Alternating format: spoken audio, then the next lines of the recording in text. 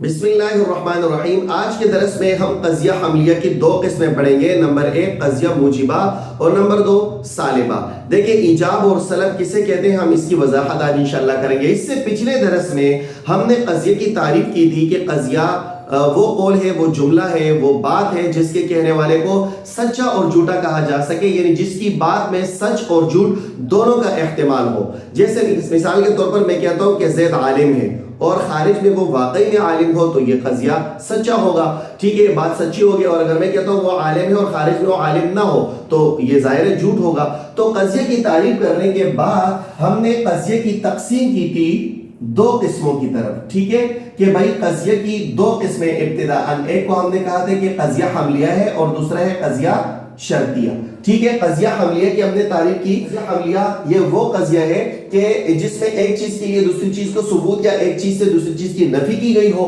ٹھیک ہے۔ ہم نے دونوں کی مثالیں پڑھی تھی، جیسے زید قائم زید لیس بقائم۔ اور شرطیہ ہم نے کہا تھا کہ جس میں ایسی بات نہ ہو بلکہ اس میں ایک قضیہ ماننے کے بعد دوسرے قضیے کی ثبوت یا نفی کا حکم ہو۔ ایک قضیہ حملیہ شرطیہ وغیرہ کی مکمل تفصیل، پوری وضاحت درس نمبر 56 اور 57 میں تفصیل کے ساتھ گزر گئی ہے۔ آج کے درس میں ہم اس قضیہ حملیہ کی دو قسمیں پڑھیں گے، نمبر 1 موجبہ اور نمبر 2 سالبہ، ٹھیک ہے۔ اس قضیہ حملیہ کی دو قسمیں موجبہ اور سالبہ۔ دیکھیں قضیہ موجبہ کسے کہتے ہیں۔ قضیہ موجبہ یہ وہ قضیہ ہے کہ جس میں ایک چیز کے لیے دوسری چیز کو ثابت کیا گیا ہو۔ کیا مطلب؟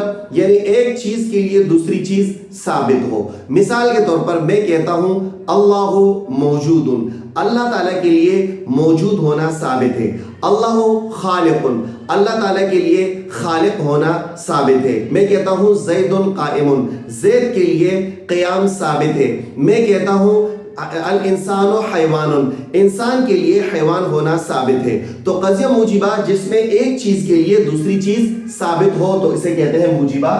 جیسے مثال کے طور پر یہاں انہوں نے کتاب میں مثال دی ہے الانسان حیوان، ٹھیک ہے۔ یہاں دیکھیں حیوان ہونا انسان کے لیے ثابت ہے تو اسے کہتے ہیں موجبہ۔ موجبہ ایجاب سے ہے، ایجاب اس بات کو کہتے ہیں کہ کسی چیز کو ثابت کرنا دوسری چیز کے لیے، تو اس وجہ سے اس کو موجبہ کہتے ہیں، اور اس میں حیوان ہونا انسان کے لیے ثابت ہے، ٹھیک ہے۔ ہم اس کی مزید مثالیں پڑھ لیتے ہیں، پہلے سالبہ کی تعریف پڑھتے ہیں۔ اور قضیہ سالبہ یہ وہ قضیہ ہے جس میں ایک چیز سے دوسری چیز کی نفی کی گئی ہو، یعنی ایک چیز دوسری چیز سے سلب ہو، ایک چیز دوسری چیز کے لیے ثابت نہ ہو بلکہ اس سے سلب ہو، اس کی نفی ہو۔ جیسے مثال کے طور پر میں کہتا ہوں اللہ لیس بظالم، اللہ تعالیٰ ظالم نہیں ہے۔ یہاں میں نے اللہ سے ظالم ہونے کی نفی کی ہے کہ اللہ تعالیٰ ظالم نہیں ہے۔ یا مثال کے طور پر میں کہتا ہوں زید لیس بقائم، زید کھڑا نہیں ہے، یہاں پر میں نے زید سے قیام کی نفی کی ہے۔ یا مثال کے طور پر میں کہتا ہوں کہ الانسان لیس بفرس، انسان گھوڑا نہیں ہے، یہاں پر میں نے انسان سے فرس ہونے کی نفی کی ہے۔ تو قضیہ سالبہ یہ وہ قضیہ ہوا جس میں ایک چیز سے دوسری چیز کی نفی کی گئی ہو۔ مثال کے طور پر یہاں انہوں نے مثال دی الانسان لیس بفرس، ٹھیک ہے بھائی، کہ انسان فرس نہیں، یہاں پر انسان سے فرس ہونا سلب ہے، ٹھیک ہے۔ تو موجبہ ہم نے کہا کہ جس میں ایک چیز کے لیے دوسری چیز ثابت ہو۔ اس کی مثال، جیسے مثال کے طور پر میں موجبہ کی مثال یہاں اور لکھ لیتا ہوں، جیسے اللہ موجود، یہاں ہم نے اللہ تعالیٰ کے لیے موجود ہونا ثابت کیا ہے۔ یا مثال کے طور پر قرآن میں ھذا ذکر مبارک، ھذا ذکر مبارک، یہاں پر ھذا کے مشرع کے لیے ذکر مبارک ہونا ثابت کیا ہے، ٹھیک ہے۔ یا مثال کے طور پر میں کہتا ہوں کہ اللہ ربنا، اللہ ربنا، ٹھیک ہے، اللہ تعالیٰ ہمارا رب ہے، ٹھیک ہے۔ تو جس میں ایک چیز کے لیے دوسری چیز ثابت ہو۔ اور سالبہ اس کو کہتے ہیں کہ جس میں ایک چیز سے دوسری چیز کی نفی کی گئی ہو۔ جیسے مثال کے طور پر میں کہتا ہوں زید لیس بقائم، زید لیس بقائم، کیسے بھائی زید کھڑا نہیں ہے۔ یا قرآن پاک میں ما انا من المشرکین، ما انا من المشرکین، ٹھیک ہے۔ یہاں پر دیکھیں انا سے مشرکین کی نفی کی گئی ہے۔ اور اسی طرح میں کہتا ہوں ما ھذا بشر، ما ھذا بشر، ما ھذا بشر، ٹھیک ہے. تو یہاں پر دیکھو بشر کی نفی کی گئی ہے حضرت مشار علیہ سے.